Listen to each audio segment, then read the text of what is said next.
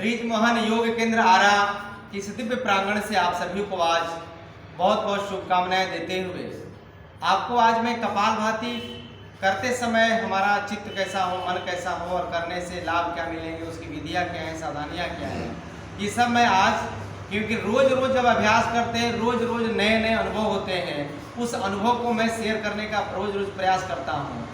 तो बैठने का तरीका सबसे बढ़िया, यदि पद्मासन लग जाए, मेरे पास देखिए ये कमल का फूल है, पुष्प है, और जितने भी हमारे देवी देवताएं हैं या हमारे महापुरुष हैं, सभी देवी देवतागण, यदि आप देखे होंगे माता सरस्वती को, लक्ष्मी को, दुर्गा को कभी आसन में बैठे हुए, शंकर जी को, कृष्ण जी को, राम जी को, तो सभी लोग यानी कमलासन, इसे कमलासन भी कहते हैं या इसे पद्मासन भी कहते हैं, पद्म कमल को ही कहते हैं।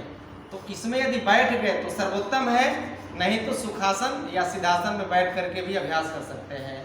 तो कमल देवता को, कमल पुष्प को नमन करते हुए आज के सत्र की शुरुआत करेंगे। और क्योंकि कमल कीचड़ में ही खिलता है, तो आइए हम भी, क्योंकि हमारा शरीर दलदल में, बीमारियों में, कीचड़ रूपी बीमारियों में फंसा हुआ है, उससे निकल करके अपने आप को कैसे आगे बढ़ाएंगे। तो आइए सभी सीधे बैठ जाइए और पहले सावधानी सुन लीजिए। जिनको नहीं करना है, जिनको शरीर में कहीं पर भी कोई ऑपरेशन हुआ है, तो 6 महीना कपालभाति का अभ्यास नहीं करेंगे। माताएं बहनें पीरियड्स के दौरान और गर्भावस्था के दौरान इस अभ्यास को नहीं करना है। किसी को यदि रक्तस्राव हो रहा है कहीं से, उनको नहीं करना है, या बवासीर है, जिनको खूनी बवासीर जिससे ब्लड निकल रहा है गुदा मार्ग से, उनको इस अभ्यास को नहीं करना है। और जिनको हाई ब्लड प्रेशर है उनको भी अभ्यास नहीं करना है, या गुरु के सानिध्य में इस अभ्यास को करना है। दूसरी बात, इसकी विधि क्या है, आपको ध्यान रखना है कि सीधे बैठ करके नासिका के अग्रभाग से सांस को हम झटके से बाहर फेंकते हैं, आंख बंद करके, और पेट अंदर, सांस बाहर। तो आइए हम सब मिलकर के अभ्यास करते हैं।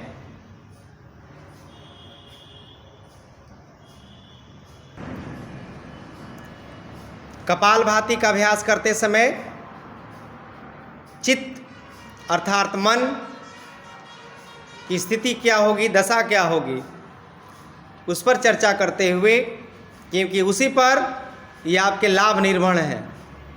लगातार करते जाइए कपालभाति।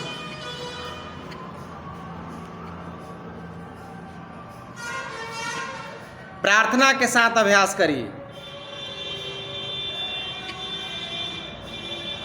प्रार्थना ऐसी हो कि परमात्मा स्वीकार कर ले।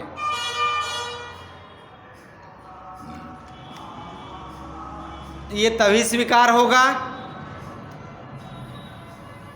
जब हमारे अंदर शुचिता हो, मानसिक शुचिता हो। लगातार करते जाइए, क्योंकि हमारे शरीर में विकार आने के लिए, गंदगियों को आने के लिए कई रास्ते हैं। 2 आँख, 2 कान, 2 नाक, 6 हो गया, 1 मुंह, 7। लगातार करते जाइए। एक गुदा मार्ग और एक पेशाब करने का मार्ग। लगातार करते जाइए। ये तो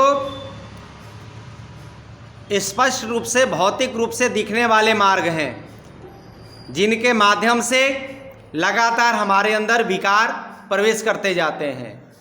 यदि आपकी दृष्टि सही नहीं हो तो आँखों के द्वारा भी विकार, किसी भी माँ बहन को देखेंगे, यदि दृष्टि सही नहीं है तो योग नहीं, भोग की भावनाएं जागृत होंगी, और परमात्मा यहीं से हमारे लिए अलग रास्ता खोल देता है। लगातार करते जाएंगे। यदि आपके कान शुद्ध नहीं हैं, सुनने की कला ठीक नहीं है, तो वहाँ से भी विकार। नासिका यदि शुद्ध नहीं है, वहाँ से भी विकार। गुदा मार्ग, जहाँ मूलाधार चक्र है, शरीर में जो चक्रों की व्यवस्था है, मूलाधार, स्वाधिष्ठान, मणिपुर, अनाहत, विशुद्धि, आज्ञा, मनस चक्र, सहस्रार चक्रों की जो यात्रा है वह मूलाधार चक्र से ही प्रारंभ होती है। तो गुदा मार्ग और पेशाब करने के मार्ग, इन सारे मार्गों को हमें कंट्रोल में रखना होगा। वहीं पर पहरेदार लगाना पड़ेगा। मुख, जिस व्यक्ति का मुख सही नहीं है, बार बार इसमें गाली गलौज, चोरी चुगली की भावनाएं आती हैं, उल्टा सीधा बोलते हैं, यहाँ तक कि क्रोध करते हैं, ये सब विकारों को भरने के कई मार्ग हैं। अब सारे दरवाजे पर एक एक द्वारपाल लगाइए, एकदम रोक दीजिए, और सीधे जब हम योग करने के इस गुफा में पहुंच गए, योग स्थल पे आ गए, योग के पवित्र आसन पे बैठ गए, तो अब हमें कुछ दिखाई नहीं दे रहा, ना कोई सुनाई दे रहा है, क्योंकि दरवाजे के अंदर आते ही सारे दरवाज़ों पे मैंने पहरेदार लगा दिया है, और आने के पहले के सारे विकारों को, विचारों को मैं वहीं पर स्टॉप कर दिया, रोक दिया, स्टॉप लगा दिया। लगातार करते जाइए।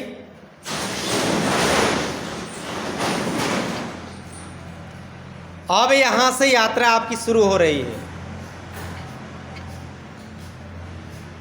4-5 मिनट तो मन को समझाने में लग जाता है जी, क्योंकि मन इतना चंचल है कि मन आपको कभी घर जाएगा, कभी नौकरी पे जाएगा, कभी किताब कॉपी पे जाएगा, कभी समस्याओं पे जाएगा, कभी सुख दुख पे जाएगा। मन बड़ा भागते रहता है।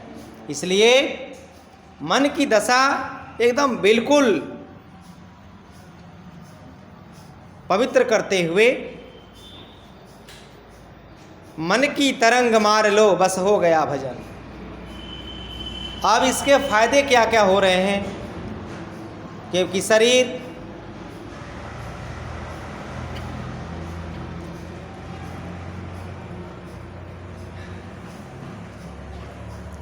का जो निर्माण है, रचना है, ये आज तक कोई समझ नहीं पाया। इसमें जिंदगियां लगा दिए लोग, पढ़ते पढ़ते, समझते समझते, लेकिन एक एक सिस्टम को समझना मुश्किल है कि कैसे अंग काम कर रहे हैं, कितने प्रकार के हमारे अंदर अंतःस्रावी ग्रंथियां हार्मोन्स को स्रावित करती हैं। क्योंकि जैसा आपका जिस प्रकार का मन होगा, जैसे आपके चित्त होंगे, उसी प्रकार के हार्मोन्स की क्वालिटी बदलती जाती है। मुस्कुराते समय अलग, हंसते समय अलग, जोर जोर से हंसते समय अलग, सोते समय अलग, चलते समय अलग, दौड़ते समय अलग, सब समय के गुण अलग अलग, गुण धर्म अलग अलग। क्योंकि परमात्मा का विधान है, कौन कहे महिमा, कौन कहे तेरी माया। लगातार करिए। अब ये कोशिकाओं को एक्टिव कर रहा है। जो कोशिकाएं, जिन कोशिकाओं से शरीर का निर्माण हुआ है, वो कोशिकाएं धीरे धीरे डीजेनरेट होने लगती हैं, और कम उम्र में ही हमें लगता है कि हम थकान महसूस कर रहे हैं, कमजोरी महसूस कर रहे हैं, एकदम नकारात्मक भावों से भर जाते हैं। तो उसके लिए जब कपालभाति करिएगा कम से कम 15 मिनट से 20 मिनट तक, तो धीरे धीरे कोशिकाएं जागृत होने लगेंगी, एक्टिव होने लगेंगी, रीजनरेशन होने लगेगा, उनका पुनर्जागरण होने लगेगा, पुनर्जागृत होने लगेंगी कोशिकाएं, और आप कपालभाति करते करते ऊर्जावान महसूस करेंगे।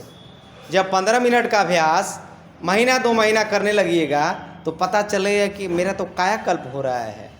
कायाकल्प एक ऐसा शब्द है एकदम बदल देता है आपके काया को, कल्प हो जाता है। लगातार करिए कपालभाति, क्योंकि कपालभाति ही हमें कायाकल्प कर सकता है। दुनिया की सभी बीमारियों के लिए कोई बीमारी इसे छूता नहीं है, चाहे वो मोटापा हो, गैस हो, कब्ज हो, सर्वाइकल स्पॉन्डिलाइटिस हो, चाहे वो गर्भाशय की समस्या हो, माताओं बहनों में मासिक धर्म अनियमितता की समस्या हो, पीसीओडी की समस्या हो, गर्भाशय में गांठ बन गए हों, शरीर में गिल्टी गांठ की समस्या उत्पन्न हो रही हो, कहीं पर भी किडनी में पथरी हो गया हो, उसके लिए यह अभ्यास बहुत लाभकारी है।